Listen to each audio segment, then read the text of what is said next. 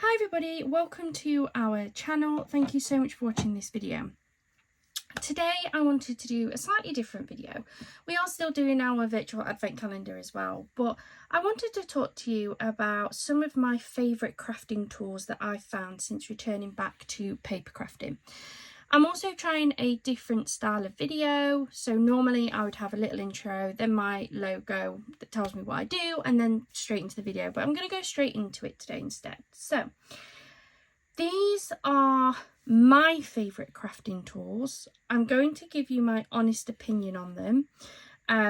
It's not to say that you will like them. There may be things about these that you don't like. You may have tried these and have different opinions on them, and that's absolutely fine. But to me, these are the tools that I have found worked the best. They're my go-to tools. And for people who's been watching my channel for a while, will probably have seen these in a few of my videos. So let's get started. So the first thing I wanted to show you was my favourite die cutting tool. And it will probably come to no surprise for most of you, but it is my Sidekick. I absolutely adore this. I use it pretty much every time I need to die cut something, especially if I'm looking at die cutting something small or even using a very small embossing folder. I love the size of it. It's really lightweight. It's really easy, I find, certainly, to use for die cutting. I don't find it too difficult to turn the handle or anything. It's perfect for those small dies. You get these lovely plates, you've got the embossing plate. You can buy this as a kit. If I can find it, I'll link it in the description box below. I absolutely love it. I adore it. It's my favourite. The one thing to be wary of is it is a small die cutting machine. It's only practical for your very small dies. I do have larger machines. I have the Big Shot and I have the Todo, which I do use for my really large dies, but I don't find them very handy, and I use them when I have to, not because I want to. Whereas with this, I will always go for this if it's going to fit my die. So I love it. I think it's so adorable.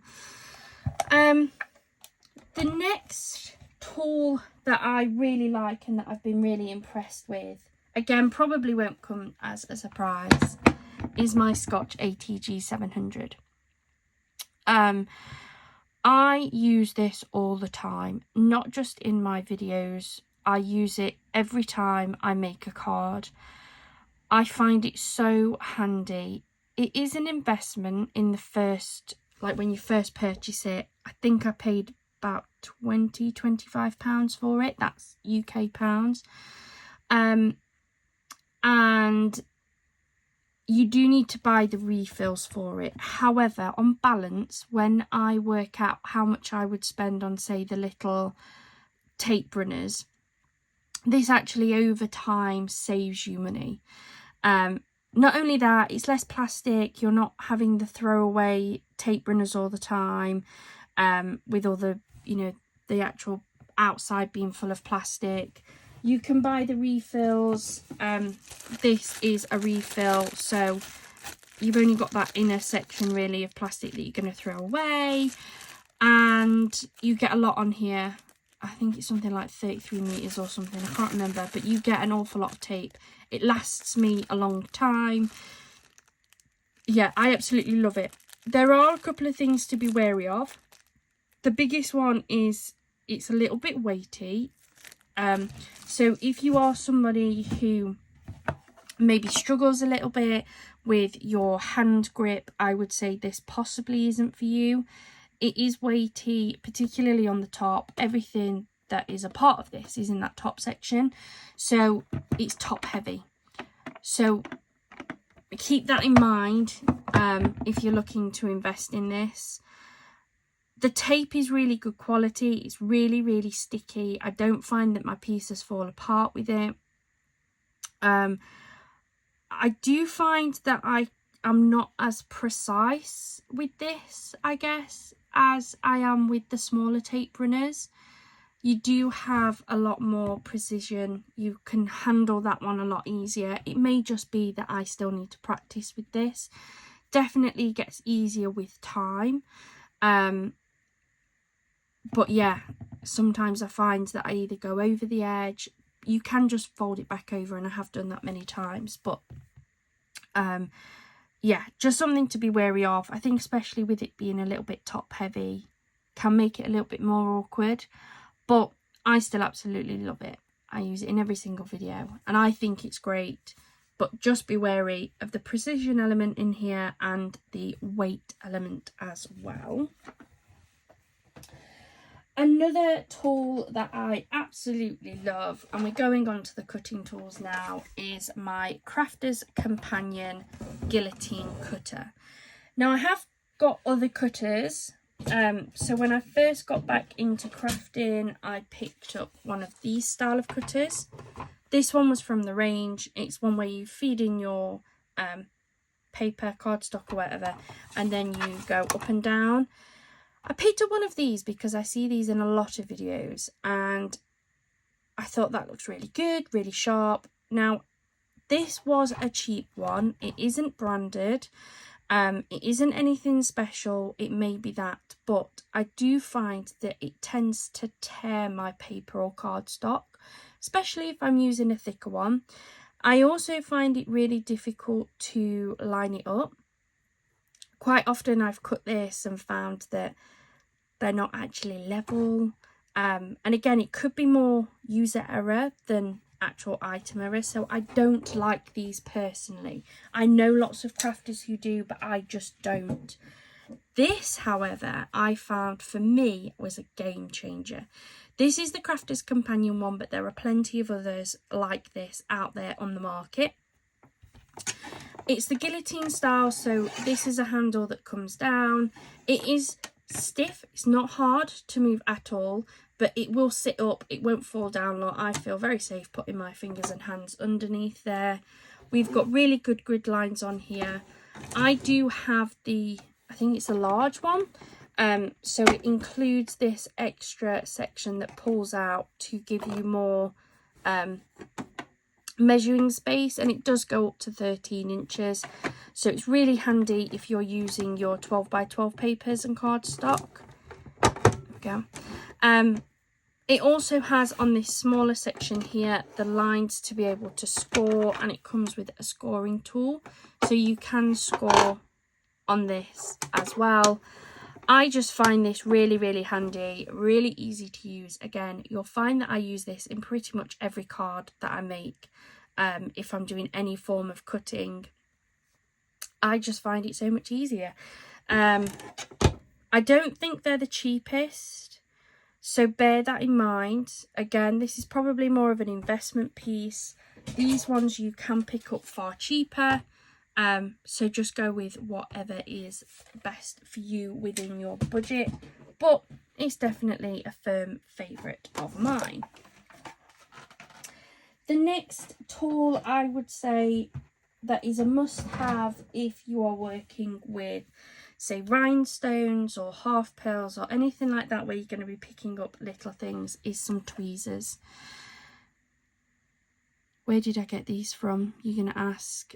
I think these came out of I think this actually came out of a weeding vinyl kit. Did they? I can't remember where I got these from, but I absolutely love these. They've got a really nice sharp pointy tip to them, and they just help me to be able to hold, as I say, my rhinestones, my half pearls. I find them a lot easier. I find I fumble a lot less with them. I also find these quite handy actually for popping out my little pieces from my dies, because they're so pointy on the end. Oh, that hurt actually. Because they're so pointy, these are perfect for popping out your little die pieces. So they come in quite handy. Anybody who's watched my channel knows I lose these all the time, but I do try to know where they are at all times. And I would definitely say they're worth the investment. They're not expensive. You could pick little packs of tweezers up from anywhere, but I do find them handy. Another item that I've fairly recently fallen in love with actually is my stamping platform. I have various stamping platforms within my craft room. I have, let me just grab them out and show you. So I have some of the standard stamping platforms. I think they're in this drawer. I might have moved it. So I have one of the Crafter's Companion stamping platforms. I also have just some of the standard stamping blocks. So this is one of them. So I started off when I first came back into my crafting, I picked up the Crafter's Companion stamping platform. I'd seen it on a few videos. I absolutely loved the theory in it. It has the grid lines. Let me move that one out of the way. It has the grid lines on here to allow you to line this up. You pop your stamp underneath, you press it down on its little legs, and then you lift it back up. The idea being is that you'd be able to get really even pressure. You could line it up to things, and it was supposed to be really good. I did like it. However, for some reason the leg fell apart, and I'm now down to just 3 legs. I don't find it very easy to use anymore.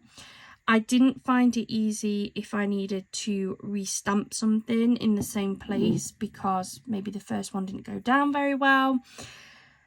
I quickly fell out of love with it, if I'm all honest. And it's in my drawer as a very last minute spare. I don't like it. There will be some of you guys that do. For me, it's not the best. I also have a set of the stamping blocks. This is just one of them. I picked up a mix set from Amazon. I've got square ones, little ones, big ones. I do like these, and I would use these more than that stamping platform. However, they aren't great if you need to restamp, and I have tried to restamp with these, but I find it very difficult to line it up. While I'm holding it like this, I get it lined up, and by the time I've moved it down, I've shifted even just a tiny centimetre.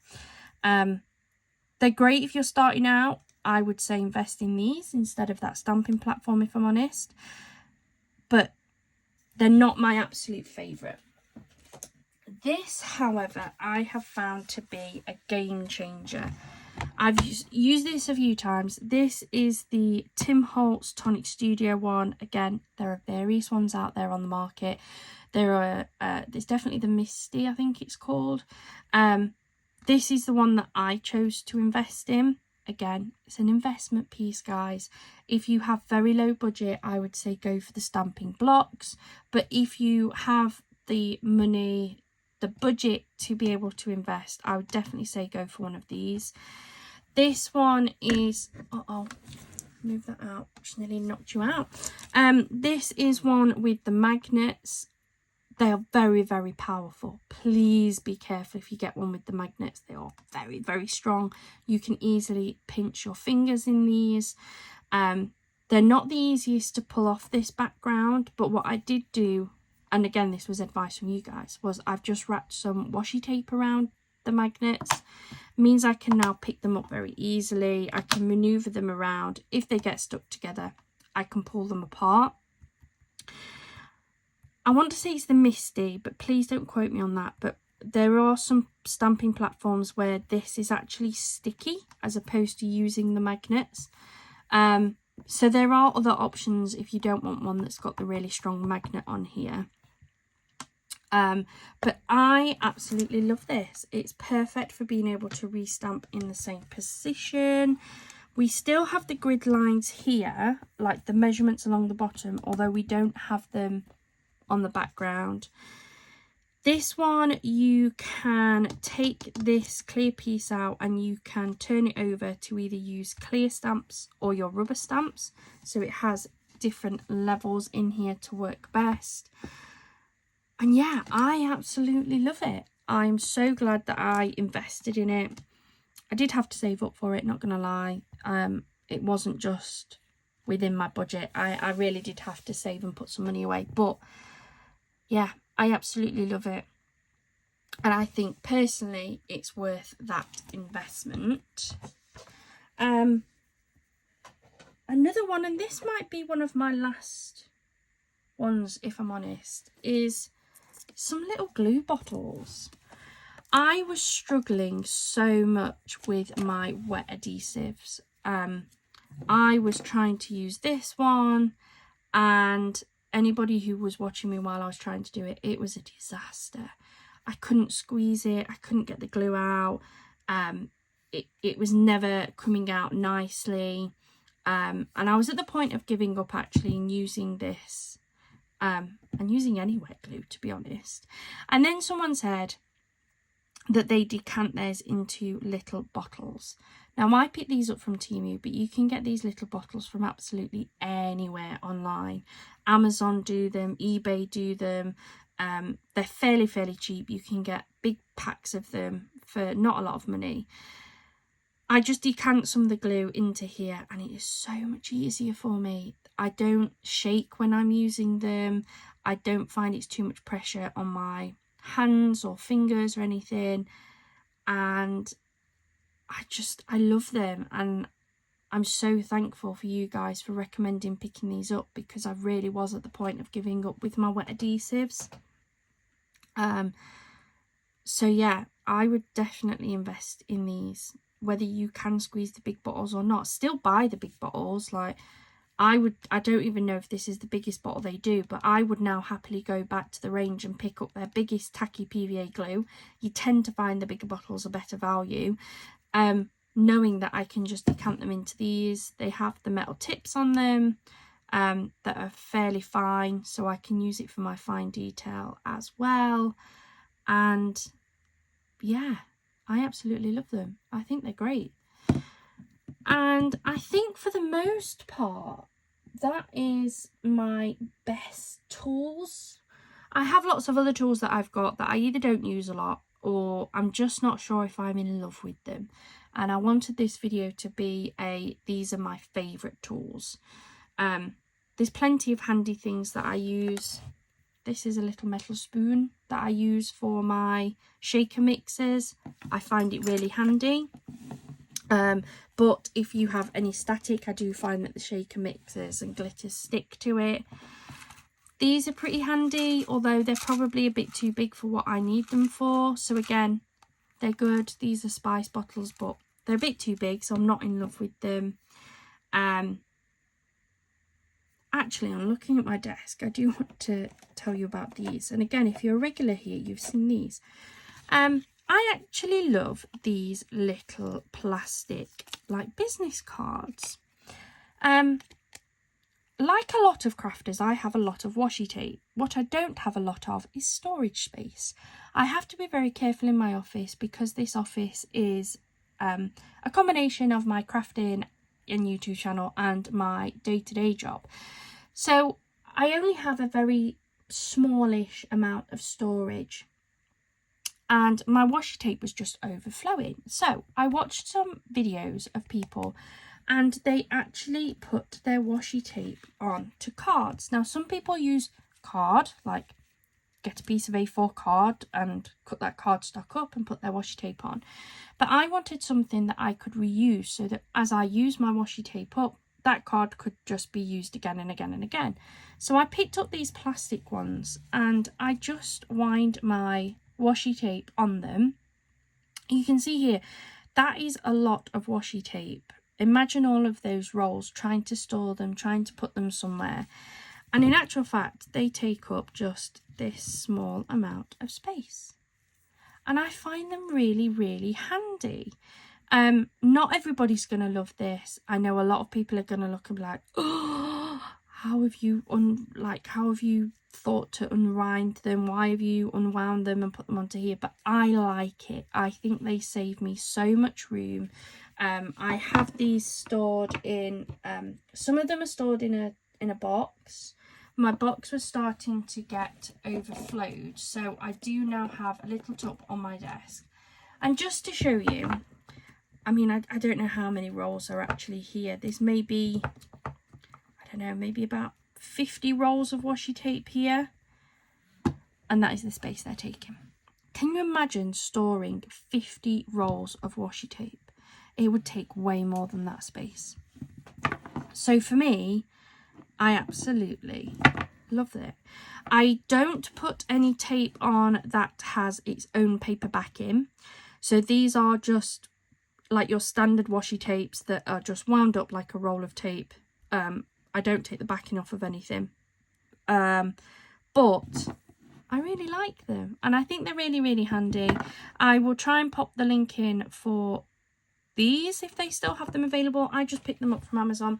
They weren't the cheapest. Again, it was an investment piece, but I got a lot of them. They are plastic. I'm just going to keep reusing them. I'm not going to worry about the tape ripping off the card or becoming unsticky because it's stuck to that bottom plate. And I genuinely think that that is it for my best tools. Yeah, I'm looking around now and I can't think of anything else. I hope this has been really handy. If you have any questions on anything that I've shown you, if you want a closer look at anything, if you're considering investing into some of these and just want a little bit more information on them, please let me know in the comments down below. I'm more than happy to make a specific video. Or if you have any other questions, if you've seen anything in any of my craft hauls and you just want to look at them in more detail, please let me know. I always try to get back to you. I'll generally do a video. I find that the handiest, and the feedback I've had is that you guys like me to do the videos as well. So yeah, drop me a comment down below. What do you think? Any of these your favourite tools? Is there any of this that you've maybe never seen before? Thank you so much for joining me here today. If you found this useful or just really enjoyed it, please do hit that subscribe button and the like button so that we can continue to grow. There'll be lots more videos coming in the new year as well, so drop me some ideas of what you'd like to see. I hope you have a wonderful rest of your day and a wonderful rest of your week. Bye for now.